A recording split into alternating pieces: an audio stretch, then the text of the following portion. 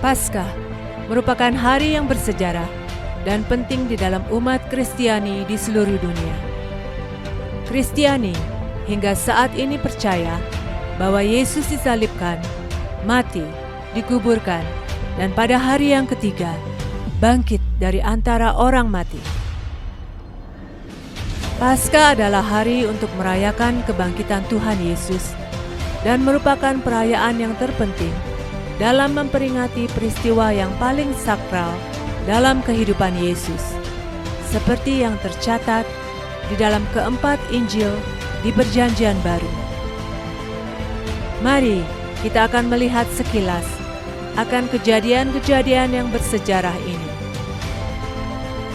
Penyaliban Yesus dimulai dari penangkapan Yesus di Taman Getsemani, tidak berapa lama setelah Yesus makan perjamuan terakhir Paskah dengan murid-muridnya.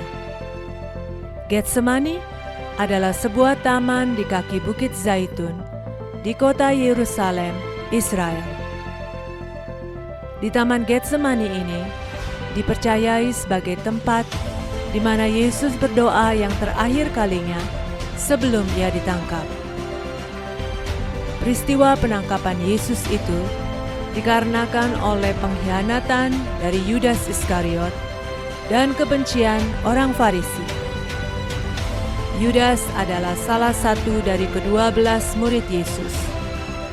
Dialah yang menunjukkan tempat di mana Yesus berada pada saat itu dengan membawa serombongan besar pasukan prajurit dan penjaga-penjaga bait Allah untuk menangkap dia.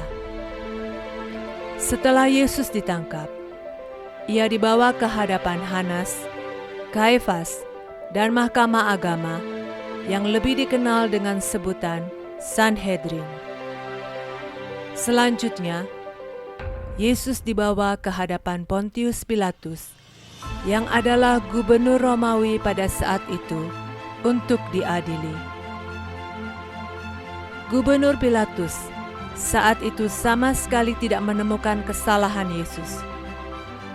Kemudian Pilatus mengirimkan Yesus kepada Raja Herodes yang memerintah daerah Galilea pada saat itu, karena Yesus itu berasal dari Galilea.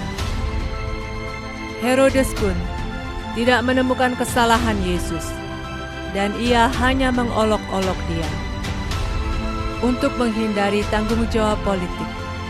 Akhirnya, Herodes mengirim Yesus kembali kepada Pontius Pilatus. Di dalam pengadilan terakhir, Pilatus tidak dapat memutuskan hukuman bagi Yesus. Dan ia menanyakan kepada para pemuka agama pada saat itu, apa yang mereka inginkan. Mereka berteriak dan mengatakan, "Salibkan dia, salibkan dia." Akhirnya Pilatus, karena desakan banyak orang, menjatuhkan hukuman mati kepada Yesus. Hukuman mati dengan cara disalib. Yesus disalib di atas kayu di Bukit Golgota, yang artinya Bukit Tengkorak, yang terletak di Yerusalem. Yesus disalibkan bersama dua orang penjahat, yang seorang di sebelah kanannya dan yang lain di sebelah kirinya. Saat-saat terakhir sebelum Yesus meninggal, terjadi kegelapan menutupi seluruh kota dan disertai dengan gempa bumi yang dahsyat. Akhirnya, Yesus menghembuskan nafas terakhir dengan mengatakan, "Eli, Eli, lama sabachthani." Artinya, "Allahku, Allahku, mengapa engkau meninggalkan aku?" Kemudian, Yesus dikuburkan di kuburan keluarga Yusuf Arimatea yang telah dipersiapkan sebelumnya. Lokasi kuburan itu ada di luar kota Yerusalem, di dekat Bukit Golgota. Kuburan Yesus dijaga sangat ketat oleh tentara-tentara Romawi yang telah diperintahkan oleh Pontius Pilatus dan ditutup dengan batu yang besar supaya tidak dicuri orang. Dan pada hari yang ketiga, Yesus bangkit dari kematiannya.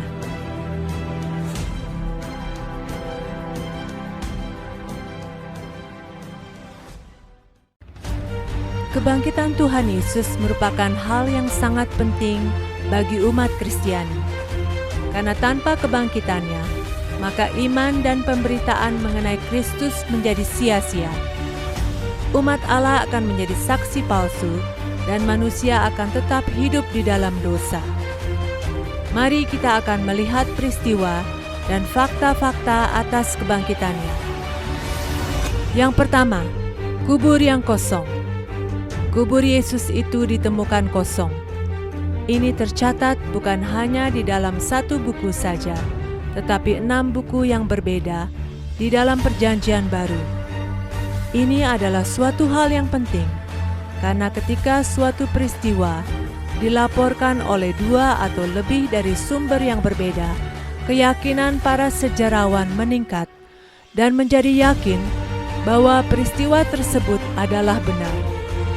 Yesus terbukti benar-benar telah mati karena para tentara Romawi tahu apa yang mereka lakukan dan memastikan korbannya sudah mati sebelum diturunkan.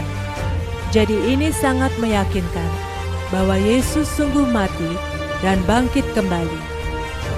Selain itu, kitab Injil menunjukkan bahwa wanitalah yang pertama kali menemukan bahwa mayat Yesus itu telah tidak ada. Peristiwa ini meyakinkan sebagai suatu kebenaran. Karena dalam budaya Yahudi saat itu, kesaksian para wanita itu tidak berarti.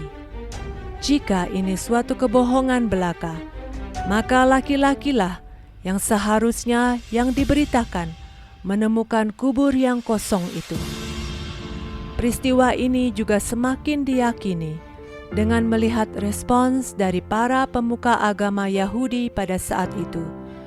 Mereka mendengar laporan bahwa kubur Yesus kosong. Kemudian mereka membuat konspirasi dengan mengatakan bahwa para pengikut Yesus itulah yang telah mencuri mayatnya. Ini membuktikan bahwa mereka sendiri mengakui kalau benar kubur Yesus itu kosong. Yang ketiga, penampakan Yesus bahwa Ia hidup. Dalam kitab yang ditulis oleh Rasul Paulus, ia memberikan daftar para saksi mata atas penampakan kebangkitan Yesus. Yesus menampakkan diri kepada Petrus, lalu kepada ke-12 rasul. Kemudian dia menampakkan diri kepada 500 murid-muridnya dan akhirnya juga kepada Paulus sendiri. Selanjutnya, penampakan kebangkitan Yesus secara independen juga dikonfirmasi oleh keempat buku Injil. Yang ketiga, keyakinan para murid akan kebangkitan Yesus. Setelah penyaliban Yesus, para pengikutnya hancur dan moralnya jatuh. Mereka bersembunyi dalam ketakutan demi kehidupan mereka. Mereka tidak punya konsep bahwa Mesias itu bisa mati, apalagi bangkit kembali. Konsep yang mereka yakini mengenai kebangkitan hanya bisa terjadi pada hari penghakiman setelah akhir zaman. Selain itu, dalam hukum Yahudi mengatakan orang yang mati di kayu salib adalah orang yang kena kutukan Tuhan. Walaupun konsep-konsep ini ada pada mereka, tetapi mereka percaya bahwa Tuhan Yesus telah bangkit dan hidup dari kematiannya. Mereka benar-benar yakin, bahkan ketika diancam dengan kematian dan bahkan harus mati dengan tragis, tetapi tidak satupun dari mereka yang mengingkari keyakinannya. Karena tidak ada orang yang mau mati untuk membela suatu kebohongan. Bahkan Paulus, pemuka agama besar pun, yang sebelumnya menganiaya orang Kristen, tiba-tiba menjadi pengikut Kristus. Fakta-fakta dan kejadian ini telah diakui oleh para ahli, pemuka agama, dan sejarawan yang menyatakan benar bahwa kubur Yesus itu kosong dan Yesus telah bangkit kembali. Mari kita akan melihat dan mendengar apa yang dikatakan orang Kristen pada saat ini. Oh ya udah pasti, itu bagi umat Kristen, saya juga percaya otomatis ya. Kebangkitan Tuhan Yesus itu yang paling penting. Tanpa kebangkitannya iman kita juga sia-sia kan. Dari mana Pak Luki taunya ya? Ya mestinya kan pertama kan dari Alkitab, ya kan? Oke.